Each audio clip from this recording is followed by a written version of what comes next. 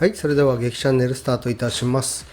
今日はですね、マイティフロック、タミヤのね、マイティフロックを持ってたんですけれども、それのマシンをですね、ちょっとリメイクしまして、それに伴ってね、一応マイティフロックの組み立ての説明も、一緒に動画にしてしまおうかなと思いまして、今回はマイティフロックの制作動画プラスアルファ私の作ったねマイティフロックの方を紹介していきたいと思います。まずはじめはマイティフロックの説明書を見ながらちょっと注意した方がいいよっていうところを説明していきたいかなと思います。で、今これタミヤのねマイティフロックの説明書の方を見ております。ちょっと画像がね昔の画像を使ってるのかな、かなりちょっと古めかしい感じがしております。これアンテナについてますんで、多分これは昔の画像を使ってるんじゃないかなと思いますね。マイティフロック、ザ・フロックということで説明書になっております。ここら辺はね、もう新しいタイプのやつになってますね。昔はここの切り替えスイッチがついていたんでね。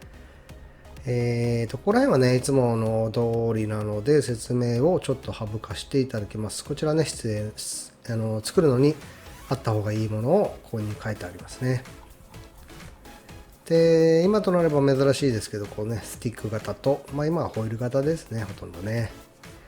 で、説明書の方を見ていきたいと思います。前半の方はね、そんなに難しいものはないです。ただ本当にね、他のタミヤのラジコンと違って、シャーシをね、こう、モナカみたいな感じでこう合わせるっていうのは、このマイティフロック独特なので、他のマシンをね、作ったことがある人にとってはすごく新鮮なんじゃないかなと思いますね。で、まずここで一つ、フロントアームの組み立ての部分ですね。ここで、この見慣れないワッシャー、この 4mm 刃付きワッシャーというものがあります。これは、ここのね、アップライトを止める場所なんですけど、ここの部分を固定するためのものになってます。ですので、これを間違いなく入れなきゃいけないし、あとは締め込みですね。ここにスプリングワッシャー入ってます。締め込みが緩いと、ここの部分が動いてしまうので、キャスターがね自由自在に動いてしまうとラジコンとしては成り立たないので、ここの締め込み気をつけてほしいのと、実はこれをこう締め込んでこのナットの方に実はちょっとだけ出るんですよね。ちょっとだけ。そのちょっとだけ出る部分がもしあるんであれば、ここのサスアームに干渉するので、ここに、もし、シャフトが出ているんであればダイヤモンドヤスリとかね、そういうものを使ってきれいに処理をしてからの方がいいかなと思います。私のマシンもね、ここのサスアームのここのちょうどぶつかるところがね削れてたので、多分いろんな干渉があったのかなっていうのを、リメイク型でねバラしたんですけど、その時に分かったのでね、これに気をつけた方がいいかなと思います。あとアップライトもアルミなんですけど、これもねネジ止め剤、これグリスのマークですけど、ネジ止め剤をちゃんとつけた方がいいかなと思いますね。で、これ、マイティフロックあるあるなんですけど、激しいクラッシュを伴うとタイヤがポロンって取れるんですけど、このアルミのものからこのシャフトだけ抜けるっていう状態になったりとかします。瞬間でね、固定して応急処置は効くんですけど、基本的には、新品をね、取り替えた方がいいかなと思いますね。で、ここら辺もあれですね、説明書通りで何も問題ないかなと思います。今回のね、このマイティフロックのサスペンション構造、はじめこれを見るまではね、どこにバネついてんだと思った方いると思うんですけど、ここのサスアームね、このサスアームのここのポッチが、こうね、このポッチがこれを押して、このバネで干渉して戻るということになってます。これを画期的ですよね。もうそのサス構造を中に、シャーシの中に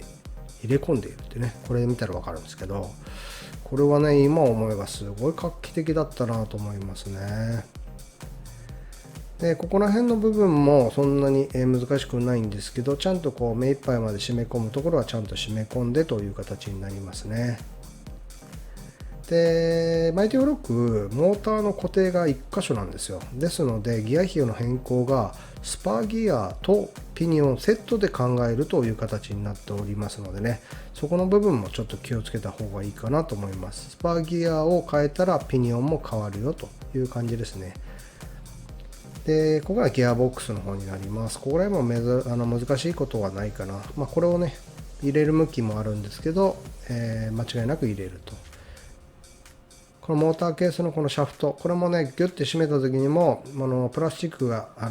割れないようにちゃんと支柱が入っているので、これも間違いなく入れてください。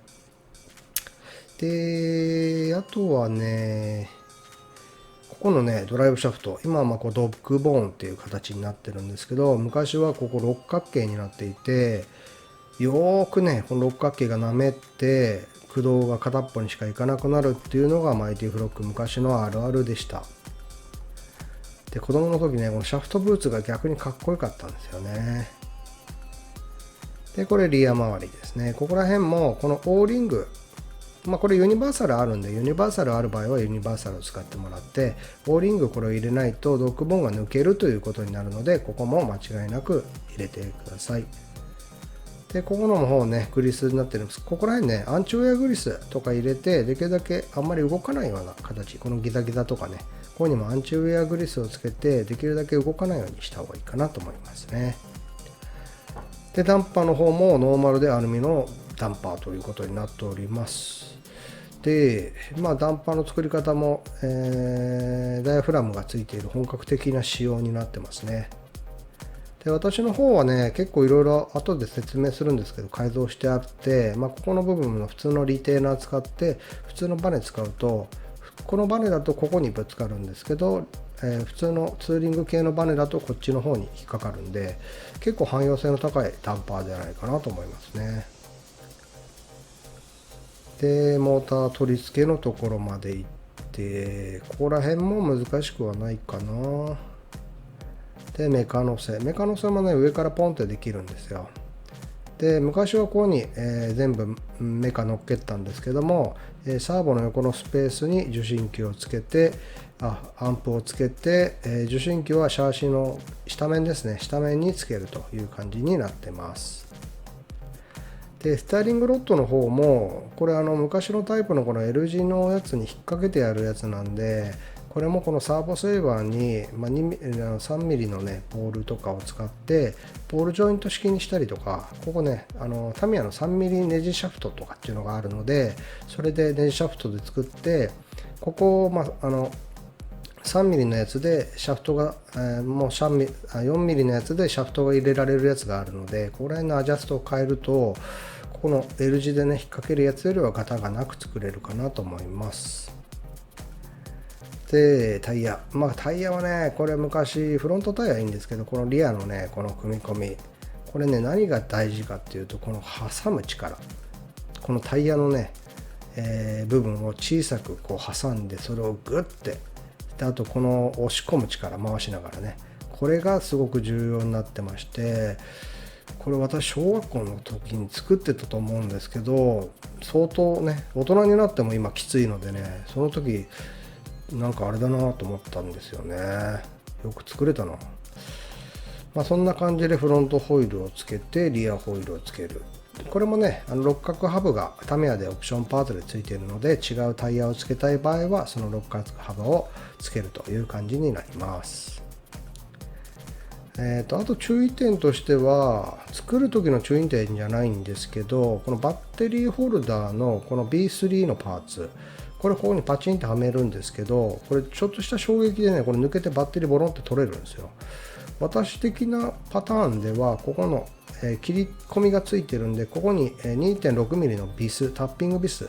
をちゃんとはめ込んでやれば絶対に落ちないので、勝負どころではそういう風にやろうかなと思ってますね。で、人形の取り付け、あとボディのという形になります。そんな難しい部分はね、昔のキットなんでないんでね、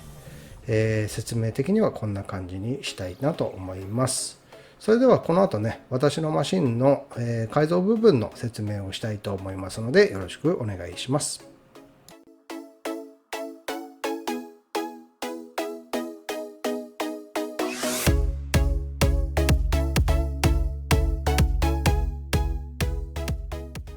はい、それではマイティフロックのね、私の改造した部分をね、ちょっと紹介していこうかなと思って、写真の方をね、ちょっと並べさせていただきました。動画でね、モノ本持ちながらやるっていうのもいいかなと思ったんですけど、写真の方がね、ちょっと説明しやすいかなと。マウスの方でね、ここだよという部分でね、できるので、で写真の羅列になるんで申し訳ないんですがご理解ください。それでリアの方ですね、リアルブロックをつけまして、車高が上がってしまうので、サスアームのね、この内側、このシャーシーとサスアーム湾曲してるんですけど、サスアームの方がぶつかってそれ以上車高が下がらないようになるので、そこの部分ね若干、削って、下に、モーターケースごとがね、この下にねシャーシーの、路面にねつくかつかないかぐらいまで下げれるように改造しました。ちなみにね、クラシックバギーのレギュレーション、2区の場合は、ちょっとね、小改造、ダンパーの部分とかの付け方とかね、そういう部分の小改造は OK になっているので、ある程度ね、私今回の部分もほとんどタミヤのパーツしか使ってないんですけど、それで改造して、タミヤグランプリのクラシックバギークラスに出ようと思っておりますので、そこのところご了承ください。でこれがタイヤを大きくすることによって、重心が上がってしまうので、それを下げるためにサスアームを加工して、あとダンパーの方ですね、こちら普通のタイプのリテーナーを使って、ツーリングタイプのバネを使ってます。でこれ説明書の方で見ながらの時にも説明したと思うんですけどもね、もともとついてるバネめちゃくちゃ硬いんですよ。ですのでこの柔らかいバネを使うことによってリバウンドをちゃんと取りながらという風にできますね。でもちろん車高の調整もこのサイズによっていろいろ変えれるかなとは思いますね。リア周りはね基本的にはそれと、あと六角ハブできるようなやつ、六角ハブにするようなやつのパーツとユニバーサルですね、マイティブロック用のユニバーサル出てるのでそちらを入れてあります。本番はねこのホイールじゃない方、スターディッシュかなのホイールを使ってます。このホイールとスターディッシュのホイールは、スターディッシュのホイールのが、オフセット、要は広くつけれますので、そっちの方を本番では使っています。で、あとポイントとなるのはフロントの、サス周りをオイルダンパーで独立にしようということで、ミニ四駆やってる方は知ってると思うんですけど、こちらマルチプレートなんですけど、このプレート FRP を2枚重ねにして、もともとある穴位置に穴を開けて使ってます。これはもちろんタミヤのパーツで、ここはもともとスタビライザーじゃないんですけど、結構太めのね、線が入ってまして、そこでサスアームのね多分広がりとか故障を防ぐためにやってるんだと思うんですけど、そっちはダンパーをつけるとちょっと邪魔だったのでそっちの方を外しました。であとここの方のビスの取り付けの部分も変わってるんですけど、これもタミヤの、3mm の段付きのねネジのセットがあるんですけど、それを使ってやっておりますね。ポイントとしては2枚重ねにしっかりつけるところと、あと元々の既存の穴位置に正確に穴を開けるという形がポイントになりますね。そんなに実は難しくはなくて、この正確な穴位置さえできれば簡単かな。でもともとこのところにここに穴が開いていて、3mm のビスを通すとそのままタップ切るんじゃないかっていう勢いでがっちり止まるので、私はここにホロービスを入れて、そこに、ピロボールとかをつけて固定しております。でつけるとこんな感じね。後々ちょっと青気に食わなかったんで、赤いやつね、タミヤの赤いダンパーなんてあるのって思うかもしれないんですけど、昔ですねタミヤの TRF ダンパーのアルマイトのレッドのね、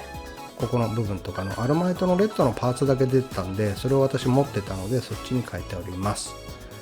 で一応上の方の余白部分は後でカットしてと。でタイヤの方もね、アスチュートのタイヤと同じ感じかなにしております。これである程度独立して動くようになったっていうのが大きいかな。であとはこれもねマイティブロック持ってる方は分かるんですけど、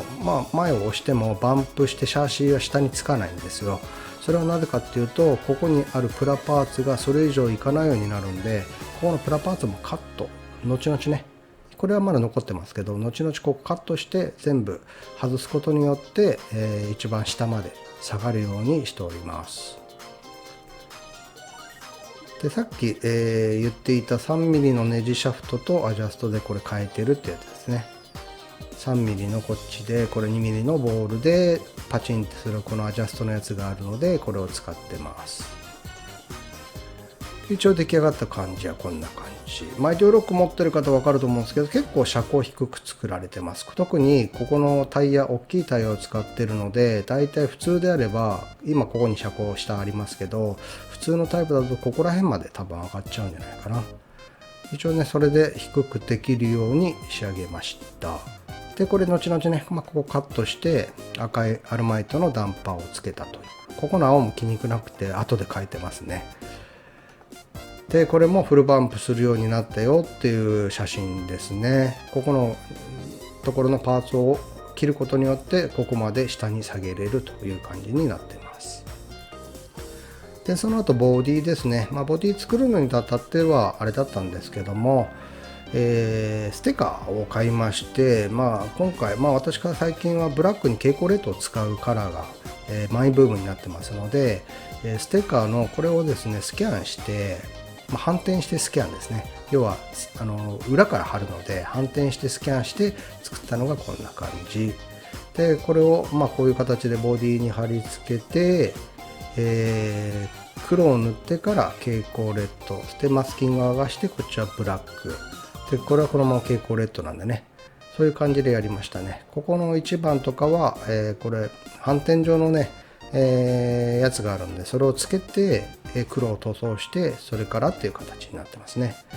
で、これがライトパーツとか、フィギュアとかない状態の前の状態の完成状態ですね。で、フィギュアの方も頑張って塗ろうと思いまして、こういう形でやっております。一番初めね、ラッカー系のなんでラッカー系塗るかっていうと、その上からアクリルとかエナメルを塗ってもラッカー系やられないので、まずラッカー系で血色と肌色の部分を作って、目だけ白くしてね、でそれから黒目を入れつつ、アクリルエナメルとかを使って重ねて皮膚を作ってます。人間の皮膚ってなかなかやっぱ難しくて、重ね塗りねしないとなかなかリアルな感じにならないので、そこら辺もちょっと頑張ってやってみました。で、これがライトパーツね。このライトパーツをつけた状態。こう見るとやっぱマイティフロックって感じしますよね。で、ホイールの方もブラックに、塗装しまして、ある程度統一感を持った感じにしております。で、ドライバーの方もね、他もちょろちょろっと塗ってがしかしほとんど見えないという残念な状態になってるんですけどね。そんな感じのマイティフロックの紹介でございました。あとは完成品のね、フォト動画になると思うんですけども、そちらの方を見て、